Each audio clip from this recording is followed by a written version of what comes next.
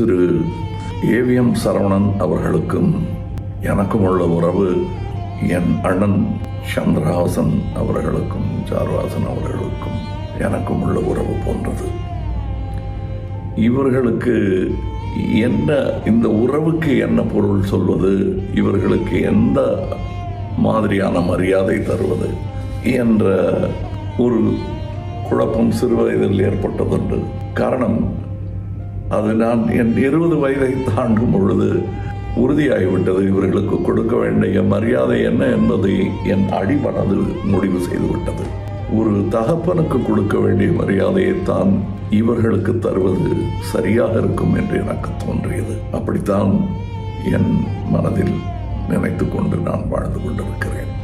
ஆக திரு குகனுக்கு இருக்கும் சோகத்தில் எனக்கும் பங்கு இருப்பதாகவே நான் உரிமை கொண்டாடுகிறேன்.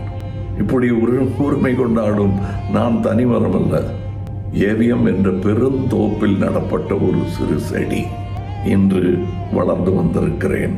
பெருங்கலைஞர்கள் விட்டு சென்ற அடிச்சுவட்டில் என் சிறு பாதத்தை எப்படி பதித்து நடக்க வேண்டும் என்று பல பெரிய ஆசான்கள் எனக்கு இந்த வளாகத்தில், இந்த தோப்பில் என்று கற்றுக் கொடுத்திருக்கிறார்கள். அவர்களை எல்லாம் நினைத்து பார்க்கிறேன். பேர் சொல்லும் பிள்ளையாக சரவணன் ஐயா அவர்கள் இருந்திருக்கிறார்கள். அவர்கள் சகோதரர்களும் தான்.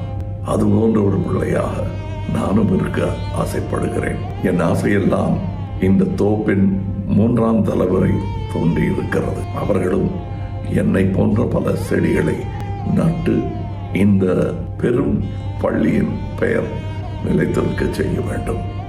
இதுதான் அன்னாரின் மக்களாக நாம் செய்யும் கடமை என்று நான் நம்புகிறேன். மற்றபடி அந்த ஏவிஎம் வளாகமும் அங்கு வேலை செய்து ரிட்டையர் ஆகி வேலையில் சேர வேண்டும் என்ற ஆசையில் இருப்பவர்கள் எல்லோருக்கும் இருக்கும் சேகம், அதில் நானும் பங்கு கொள்கிறேன். வெளி உலகத்திற்கு இது போன்ற பின்னணி ஆளுமைகள் பற்றி தெரிந்திருக்க வாய்ப்பில்லை.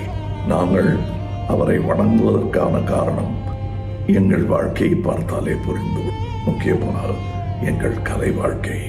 அவருக்கு நன்றி சொல்லும் ஒரே வழி, அவர் கண்ட பாதையில் வீறு நடை போட்டு நடப்பார். நன்றி ஐயா.